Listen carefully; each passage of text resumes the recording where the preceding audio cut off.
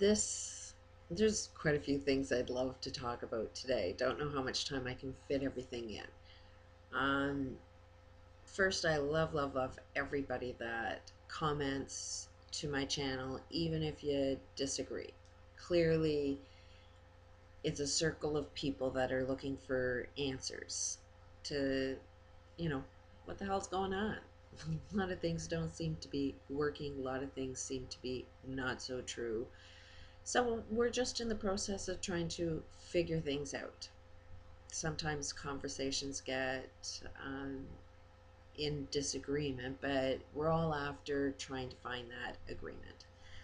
Um, One comment out there was, and I really love, yeah, but, and I won't mention names, but to be, working 24/7 and working through pain, and pain is, doesn't really exist, and I can work through it and it's acceptable, and everybody else is sick in the office, so you'll take over all of their work, and I'm superwoman and I can do it all, and it's just about setting a goal and making it happen. Boy, did I live that life. And I ended up living somebody else's life and not my own life. That kind of mindset will eventually destroy you. If you block out pain and you find pain is acceptable, that pain is killing you in one way, shape, or another. It's killing you. That's why a lot of people get, some kind of aches or pains, or some kind of medical problem, and they ignore it. They just keep pushing past it and working through it, and the next thing you know, they're dead of cancer because they didn't want to go to a doctor to find out what this strange pain was all about. It was just better to ignore it and think it was nothing. Now, I'm not saying every time you go get pain, go see a doctor, because frankly, from my experience, every time you get a pain and you go and see a doctor, that doctor will diagnose you and get rich off of it and make you worse. So, but that pain is your roadmap, it's your guide, it's telling you, don't do this, something is wrong with this. I was like the superwoman. I was, had kids to feed. I worked as hard as well, 24/7. Let's not kid ourselves. I was up day and night. Um, I ignore pain. And frankly, even to this day, if I get this shot of adrenaline, if somebody can piss me off, and then the stress ends up flaring the pain from, the arms that are now injured from working that hard, um, the stress that it causes will cause pain, which will say, get out of that conversation, don't even go there, or communicate completely different. Um, but if there's an adrenaline, if I get really pissed off and start fighting, then the pain in the arms goes away. The adrenaline can get rid of pain. When you have that fight to survive, pain goes away. It's when you relax that you end up finding out, oh, my body's kind of falling apart. And I should have listened to that pain and should have taken a different approach. So when I put a video out there, that I hate putting something out there because now I gotta do what I say I'm gonna do. Um, this time around, no, it's not about working through pain. It's about recognizing that if there is pain, I'm supposed to do it a little differently. Um, Everything in my book says you shouldn't be, well, I first of all can't work for anybody doing programming, because that will have a direct 9 to 5, well, 24/7. They'll control my life by pushing timelines on that I won't be able to meet, so I'll have to take it home with me and work 24/7 when I get home, and that's just not how I can work. I have to be comfortable. It cannot be any pain, so that's why I know I've got to get a chair. Just because you have listening to yourself says don't do that doesn't mean that you can't do anything. It just means you got to find a different way of doing something, which is what I'm doing. I may not be able to work for somebody, I may not be able to get involved in programming, but it doesn't mean that I can't work at designing a website that could generate an income for me. But the bigger picture is to design a website that's helps solve problems for everybody, and it has to be offered free. So you have to be pretty creative to pull something like that together. And yes, it will be time consuming, but frankly, that's what I'm looking for, something that will consume my time doing something that's productive, beneficial.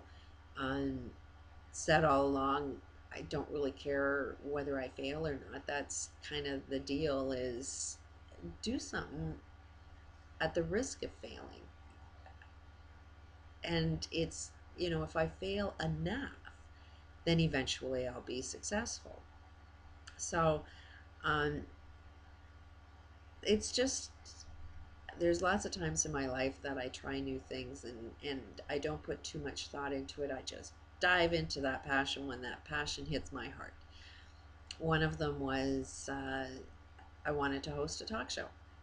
As you can tell, I love talking, and I like asking questions, good questions. And so everybody in my neighborhood thought, I was a complete nut for even thinking that that's possible. But within 2 weeks, I was hosting a talk show. Found a local cable station that had to have public access, who ran an interview show that I, just volunteered and started interviewing people. And when I started my first interview, it was funnier than hell.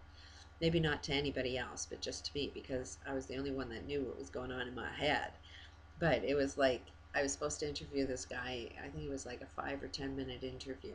And you have these pre interview questions, so you kind of know what you're talking about. So, and this one was live. Never done this before in my life. It's sitting in front of a camera, whole studio, bunch of people sitting there, and then they go, 1, 2, 3, live. And one thing you don't realize is that, when you're having a conversation on live TV and it's only 5, 10 minutes long, do you have any idea how much talent that takes to try and cut somebody off and look polite at the same time to match that time frame perfectly? That is a challenge that nobody told me about. But as soon as they said live, I started asking my first question to this guy. And so then this guy starts rambling on, answering the question. And then my mind starts going off on its own. And it's like, Judy, what the hell did you get yourself into? Oh my God, my heart was pounding like this far out. Couldn't believe the cameras couldn't pick up on that one. But that is something I was going, is like, can anybody see how hard my heart is pounding? I'm going to have a freaking heart attack here. What the hell have I gotten myself into? And then while I'm thinking about all this shit, this guy's talking that I'm not paying attention to. So I don't know what my next question is, because he could have answered it. So this is all going on in my head. And I'm thinking, man, did you screw up? You don't even know what to do next. You don't know what question to ask. You look like a total fool. And I have zero idea what happened next. Like it's to this day a complete blank. But apparently I didn't look like a fool. I asked whatever question was, didn't look like he didn't answer it. The whole thing ended within the short period of time that it was supposed to, and it was done. And people said I did a great job. And it was like, holy shit, I can't believe I just did that. And it was a show that I think it was like a 2 hour thing that we were doing 10-minute interviews, and they had two sets. So as soon as I was done, they'd throw it off to the next set and somebody else would get interviewed. then I'd be doing another pre-interview and getting ready for another one. We had up to 2 or 3 interviews every time we did this thing. So it was like, phew, can't believe I did that, but then pushed into another interview. So, and that whole process of doing that, um, first of all, I didn't give too much thought. Had a passion, put myself out there. People said that can't be done, and within 2 weeks I'm doing something, and it's like, oh, I should have thought that one through. If I would have thought that through, I wouldn't have done it. And that's where I think a lot of us go wrong. Sometimes we think things to the point where we think ourselves out of doing anything, mostly because we think we're going to fail or whatever reasons you come up with. The biggest lesson that that gave me was to not worry about what other people think about you. Because the more I sat there and did this job, the more I would sit there and worry about, oh, what does that question look like? How are people judging me? Um, what am I coming across like? Is this acceptable? Is, like I was constantly trying to fit in and be accepted. And every time I did that, I wasn't myself. I was trying to be something that I wasn't, trying to be the perfect something else. And the only thing I knew how to be perfect about, and the only thing all of us know how to be perfect about, is how to be perfect you. So I really, really disliked doing this talk show. Had the thoughts of what the hell did I get myself into? But I really, really enjoyed the experience. I pushed myself through it even though I disliked it. I did it for 2 to 3 years. And the only reason I did it was to constantly grow just for myself, to not give a shit about what other people think, to try and feel comfortable just being me and doing what it is that I loved doing. And when I got myself comfortable, then I know I've kind of achieved what it is that I was setting out to do. So with this website, yeah, it's going to take a lot of man hours. Yeah, it's a huge project. Yeah, I have zero idea what I'm going to do with it or how I'm going to pull it off. But I need something to fill up my time with. I need something, and this is a logical direction to go into. I've improved, I think, on my communication skills, not caring about what other people think, but obviously there are some people in the world that are on the same page as me, and that kind of boosted my self-esteem, which that was crushed.